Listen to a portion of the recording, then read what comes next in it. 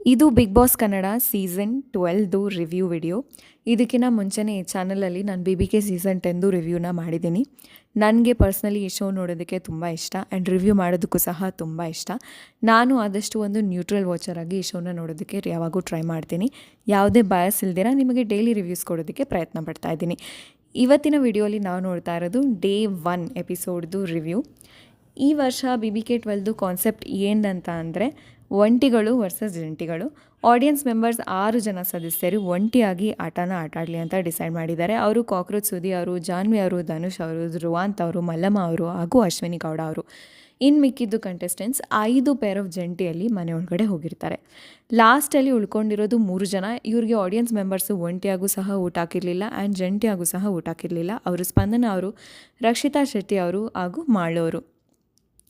ಮನೆಗೆ ಹೋದ್ಮೇಲೆ big boss launch ಡೇನೇ ಸಹ ಒಂದು ಎವಿಕ್ಷನ್ ಪ್ರಾಸೆಸ್ನ ನಡೆಸ್ತಾರೆ. ಅಲ್ಲಿ ರಿಮೈನಿಂಗ್ 3 ಕಂಟೆಸ್ಟೆಂಟ್ಸ್ ಏನಿದ್ದಾರೆ ಅವರು 6 ಜನ ಒಂಟಿಗಳನ್ನ ಕನ್ವಿನ್ಸ್ ಮಾಡಬೇಕಾಗಿತ್ತು ಅವರು ಯಾಕೆ ಈ ಮನೇಲಿ ಉಳ್ಕೋಬೇಕಂತ. ಆ್ಯಂಡ್ ಒಂಟಿಗಳು ಇಬ್ಬರನ್ನ ಉಳಿಸ್ಕೊಂಡು ಒಬ್ಬರನ್ನ ಎವಿಕ್ಟ್ ಮಾಡಬೇಕಾಗಿತ್ತು. ಯಾರಿಬ್ಬರು ಉಳಿತಾರೆ ಅವರು ಈ ಆಟನ ಜಂಟಿಯಾಗಿ ಆಟ ಆಡ್ತಾರೆ ಅಂತ. ಫಸ್ಟು ಮಾಳೋರು ಕನ್ವಿನ್ಸ್ ಮಾಡೋಕ್ಕೆ ಬಂದರು, ಆಮೇಲೆ ಸ್ಪಂದನ ಅವರು, ಅದಾದಮೇಲೆ ರಕ್ಷಿತಾ ಶೆಟ್ಟಿ ಅವರು. ನನಗೆ ವ್ಯೂವರ್ ಆಗಿ ಏನು ಅನ್ನಿಸ್ತು ಅಂದರೆ ಮಾಳೋರು ಹಾಗೂ ರಕ್ಷಿತಾ ಶೆಟ್ಟಿ ಅವರು ಸಾಕಷ್ಟು ಟ್ರೈ ಮಾಡಿದ್ರು ಕನ್ವಿನ್ಸ್ ಮಾಡೋದಕ್ಕೆ. ರಕ್ಷಿತಾ ಶೆಟ್ಟಿ ಅವರು ಕ್ವೆಶನ್ ಸಹ ಇದೆಯಾ ಏನಾದರೂ ಅಂತ ಕೇಳಿದ್ರು. ಆದರೆ ಸ್ಪಂದನ ಅವರ ಚಾನ್ಸಲ್ಲಿ ಅವರು ಅಷ್ಟೊಂದು ಇಂಟ್ರೆಸ್ಟ್ನ ತೋರಿಸಿರಲಿಲ್ಲ. ಒಂಥರ ಡಿಸ್ಇಂಟ್ರೆಸ್ಟೆಡಾಗಿ ಬಂದುಬಿಟ್ಟು ಕನ್ವಿನ್ಸ್ ಮಾಡೋದಕ್ಕೆ ಟ್ರೈ ಮಾಡಿದ್ರು. ಡಿಸಿಷನ್ ಟೈಮಲ್ಲಿ ಜಾನ್ವಿ ಅವರು ಹಾಗೂ ಧನುಷ್ ಅವರು ಮಾಳೋರ ಜೊತೆ ಸ್ಪಂದನ ಅವರು ಸೇವ್ ಮಾಡಬೇಕು ಅನ್ನೋ ಥರ ಪುಷ್ ಮಾಡ್ತಾಯಿದ್ರು. ಆ್ಯಂಡ್ ಅಶ್ವಿನಿ ಗೌಡ ಅವರು ರಕ್ಷಿತಾ ಶೆಟ್ಟಿ ಅವರು ಮಾಳೋರ ಜೊತೆ ಸೇವ್ ಮಾಡಬೇಕು ಅನ್ನೋ ಥರ ಪುಷ್ ಮಾಡ್ತಾಯಿದ್ರು. ಇದರಲ್ಲಿ ನನ್ನ ಒಪಿನಿಯನ್ ಏನಂತ ಅಂದರೆ ದ ರೀಸನ್ಸ್ ಏನು ಜಾನ್ವಿ ಅವರು ಹಾಗೂ ಧನುಷ್ ಅವರು ಸ್ಪಂದನ ಅವ್ರನ್ನ ಉಳಿಸ್ಕೊಳೋದಕ್ಕೆ ಕೊಟ್ಟಿದ್ದಾರೆ ಅನ್ನೋದು ಸ್ವಲ್ಪ ಕ್ವೆಶನೇಬಲ್ ಆಗಿ ಇತ್ತು ಅಂತ ಅನ್ನಿಸ್ತು. ಅವರು ಜಾನ್ವಿ ಅವರು ಹೇಳಿದ್ದು ಏನಂತ ಅಂದರೆ ಈ ಸೋಷಿಯಲ್ ಮೀಡಿಯಾಯಿಂದ ಅಥವಾ ಇನ್ಫ್ಲೂಯೆನ್ಸರ್ಸ್ ಯಾರು ಬಿಗ್ ಬಾಸ್ ಮನೆಯೊಳಗೆ ಬಂದಿರ್ತಾರೆ ಅವರು ಸಮ್ಟೈಮ್ಸ್ ಪಾಸಿಟಿವ್ ಪಬ್ಲಿಸಿಟಿಯಿಂದ ಅಥವಾ ಸಮ್ಟೈಮ್ಸ್ ನೆಗೆಟಿವ್ ಪಬ್ಲಿಸಿಟಿಯಿಂದ ಟ್ರಾಲ್ ಮಾಡಿಸ್ಕೊಂಡು ಇಲ್ಲ ಕೆಟ್ಟದಾಗಿ ಮಾತಾಡಿಕೊಂಡು ಬಂದಿರ್ತಾರೆ ಅಂತ. ಆ್ಯಂಡ್ ಅವ್ರು ಯೂಸ್ ಮಾಡಿದಂಥ ಒಂದು ವರ್ಡ್ ಫ್ಲೂಕಲ್ಲಿ ಬಂದಿರ್ತಾರೆ ಅಂತ ಹೇಳಿದ್ರು. ಆ ಕಾರಣಕ್ಕೋಸ್ಕರ ಸ್ಪಂದನ ಅವ್ರನ್ನ ಸೇವ್ ಮಾಡಬೇಕು, ಯಾಕಂದರೆ ಅವರು ಸಿಲ್ವರ್ ಸ್ಕ್ರೀನಲ್ಲಿ ತುಂಬ ಕಷ್ಟಪಟ್ಟು ಬಂದಿದ್ದಾರೆ. ಆ್ಯಂಡ್ ರಕ್ಷಿತಾ ಅವರು ಸೋಷಿಯಲ್ ಮೀಡಿಯಾಯಿಂದ ಬಂದಿರೋದ್ರಿಂದ ಸೋಷಿಯಲ್ ಮೀಡಿಯಲ್ಲಿ ಇರೋರು ಮೇ ಬಿ ಫ್ಲೂಕಿಂದ ಬಂದಿರ್ಬೋದು ಅಥವಾ ಟ್ರಾಲ್ ಆಗಿ ಬಂದಿರ್ಬೋದು ಅಂತ ಹೇಳಿ ಒಂದು ರೀಸನ್ನ ಕೊಟ್ಟರು. ಈ ಶೋ ಅಲ್ಲಿ ಎಲ್ಲರಿಗೂ ಅವ್ರ ಒಪಿನಿಯನ್ ಹೇಳೋದಕ್ಕೆ 100% ರೈಟ್ಸ್ ಇದೆ. ಆದರೆ ಬಿಗ್ ಬಾಸ್ ಹೇಳಿದ ಇನ್ಸ್ಟ್ರಕ್ಷನ್ ಏನಂತ ಅಂದರೆ ಕನ್ವಿನ್ಸಿಂಗ್ ಟೈಮಲ್ಲಿ 3 ಜನ ಯಾವ ರೀತಿ ಕನ್ವಿನ್ಸ್ ಮಾಡ್ತಾರೆ ಅನ್ನೋದ್ರ ಮೇಲೆ ಅವರು ಡಿಸಿಷನ್ನ ಕೊಡಬೇಕಾಗಿತ್ತು.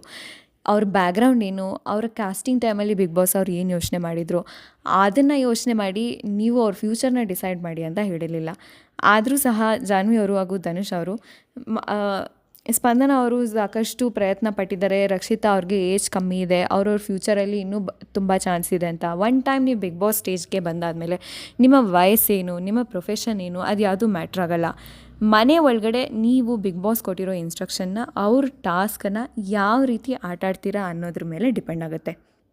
ಆದರೂ ಸಹ ಈ ರೀತಿ ಸರ್ಟನ್ ಪ್ರೊಫೆಷನಿಂದ ಬಂದಿರೋರು ಮೋಸ್ಟ್ಲಿ ಫ್ಲೂಕಿಂದ ಬಂದಿರ್ತಾರೆ ಅಂತ ಹೇಳೋದು ನನಗೇನೋ ಕರೆಕ್ಟಾದ ಸ್ಟೇಟ್ಮೆಂಟ್ ಅಂತ ಅನಿಸಿರಲಿಲ್ಲ. ಮೇ ಬಿ ಅವ್ರಿಗೆ ಸ್ಪಂದನ ಅವ್ರನ್ನ ಸೇವ್ ಮಾಡಬೇಕು ಅನಿಸಿದರೆ ಬೇರೆ ಯಾವುದಾದ್ರೂ ರೀಸನ್ ಕೊಡ್ಬೋದಾಗಿತ್ತು.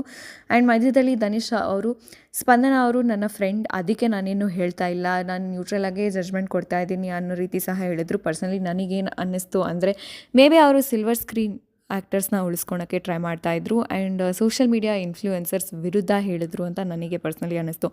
ಇತ್ತೀಚಿನ ದಿನದಲ್ಲಿ ನಾನು ಸಹ ಈ ಥರ ವಿಷಯಗಳನ್ನ ತುಂಬ ನೋಡಿದ್ದೀನಿ ಆ್ಯಂಡ್ ಕೇಳಿದ್ದೀನಿ. ನಾನು ಇನ್ಫ್ಲೂಯೆನ್ಸರ್ ಅಲ್ಲ, ನಾನು ಸೋಷಿಯಲ್ ಮೀಡಿಯಲ್ಲಿ ವೀಡಿಯೋಸು ಹಾಕೋದಿಲ್ಲ. ಬಟ್ ನಾನೇನು ಹೇಳ್ತೀನಿ ಅಂದರೆ ಸೋಷಿಯಲ್ ಮೀಡಿಯಲ್ಲಿ ವೀಡಿಯೋಸ್ ಮಾಡೋದು ತುಂಬ ಕಷ್ಟ ಇದೆ.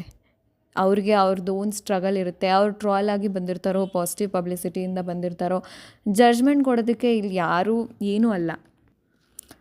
ಆ್ಯಂಡ್ ಬರೀ ಸರ್ಟನ್ ಪ್ರೊಫೆಷನಿಂದ ಬಂದಿರೋರು ಹಾರ್ಡ್ ವರ್ಕ್ ಮಾಡಿರ್ತಾರೆ, ಬೇರೆ ಪ್ರೊಫೆಷನಿಂದ ಬಂದಿರೋರು ಹಂಗೆ ಫ್ಲೂಕಲ್ಲಿ ಬಂದಿರ್ತಾರೆ ಅಂತ ಹೇಳೋದು ನನ್ನ ಪ್ರಕಾರ ಸರಿ ಅಲ್ಲ ಅಂತ ಅನ್ನಿಸ್ತು. ಆದರೂ ಸಹ ಮೆಜಾರಿಟಿ ವೋಟಿಂಗ್ ಮಾಲು ಅವರು ಹಾಗೂ ಸ್ಪಂದನ ಅವ್ರಿಗೆ ಬಿದ್ದಿದ್ದರಿಂದ ಅವರಿಬ್ಬರು ಸೇವ್ ಆದರು. ಆ್ಯಂಡ್ ಡೇ 1 ರಕ್ಷಿತಾ ಶೆಟ್ಟಿ ಅವರ ಎವಿಕ್ಷನ್ ನಡೀತು. ನನ್ನ ಪರ್ಸ್ನಲ್ ಒಪಿನಿಯನ್ ಏನು ಅಂತ ಅಂದರೆ I think she was doing really good. ಅವ್ರನ್ನ ಇಷ್ಟು ಬೇಗ ಎವಿಕ್ಟ್ ಮಾಡಬಾರ್ದಾಗಿತ್ತು. ಆ್ಯಂಡ್ ಆನೆಸ್ಟ್ಲಿ ಅವ್ರು ಕೊಟ್ಟಿದ್ದಂಥ ರೀಸನ್ಸ್ ಸರಿ ಇಲ್ಲ ಅಂತ ನನಗನ್ನಿಸ್ತು. ಅದಾದಮೇಲೆ ನಡೆದಿದ್ದು ಒಂದು ದಿನಸಿ ಟಾಸ್ಕಲ್ಲಿ ಒಂಟಿಗಳು ಮತ್ತು ಜಂಟಿಗಳು ಸಪ್ರೇಟಾಗಿ ಆಟ ಆಡಬೇಕಿತ್ತು. ಫಸ್ಟ್ ದಿನಸಿನ ಒಂಟಿಗಳು ಸೆಲೆಕ್ಟ್ ಮಾಡಬೇಕಿತ್ತು. ಅದಾದಮೇಲೆ ಮಿಕ್ಕಿರೋದು ಜಂಟಿಗಳು ತೊಗೋಬೇಕಾಗಿತ್ತು. ಕಾನ್ಸೆಪ್ಟ್ ಏನಂದರೆ ಒಂಟಿಗಳು ಮನೆಯ ಅರಸರು ಮತ್ತು ಅರಸಿಯರು ಆ್ಯಂಡ್ ಜಂಟಿಗಳು ಅವ್ರಿಗೆ ಎಲ್ಲ ರೀತಿಯಲ್ಲೂ ಹೆಲ್ಪ್ ಮಾಡಬೇಕಿತ್ತು. ಡೇ 1 ಎಪಿಸೋಡ್ ನನಗೇನು ಅನ್ನಿಸ್ತು ಅಂದರೆ ತುಂಬ ಸ್ಕ್ಯಾಟರ್ಡ್ ಆಗಿತ್ತು. ತುಂಬ ವಿಷಯನ ತೋರಿಸಿದ್ರು, ಆದರೆ ಲಾಸ್ಟಲ್ಲಿ ಏನು ನೋಡ್ದಿರೋ ಇರೋಂಗಿತ್ತು. ಸ್ಕ್ರೀನ್ ಸ್ಪೇಸ್ ಬಗ್ಗೆ ಮಾತಾಡೋಂಗಿದ್ರೆ ಮಲ್ಲಮ್ಮ ಅವ್ರದ್ದು ಒಳ್ಳೆ ಸ್ಕ್ರೀನ್ ಸ್ಪೇಸ್ ಇತ್ತು. ಈವನ್ ಅವ್ರದ್ದು ಟಾಸ್ಕ್ ಇನ್ಸ್ಟ್ರಕ್ಷನ್ ಕಾಂಪ್ರಿಹೆನ್ಷನ್ ಸ್ವಲ್ಪ ಕಡಿಮೆ ಇತ್ತು ಲಾಸ್ಟ್ ಟಾಸ್ಕಲ್ಲಿ.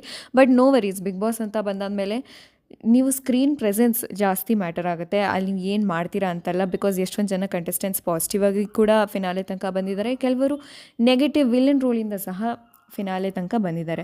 ಆ್ಯಂಡ್ ಕಾವ್ಯ ಅವರು ಮತ್ತು ಗಿಲ್ಲಿ ಅವ್ರದ್ದು ಸಹ ಒಳ್ಳೆ ಸ್ಕ್ರೀನ್ ಸ್ಪೇಸ್ ಇದೆ. ಆ್ಯಂಡ್ ನನ್ನ ಒಪಿನಿಯನಲ್ಲಿ ಅಶ್ವಿನಿ ಗೌಡ ಅವರು looks to be a very promising contestant ಈ ಸೀಸನಲ್ಲಿ.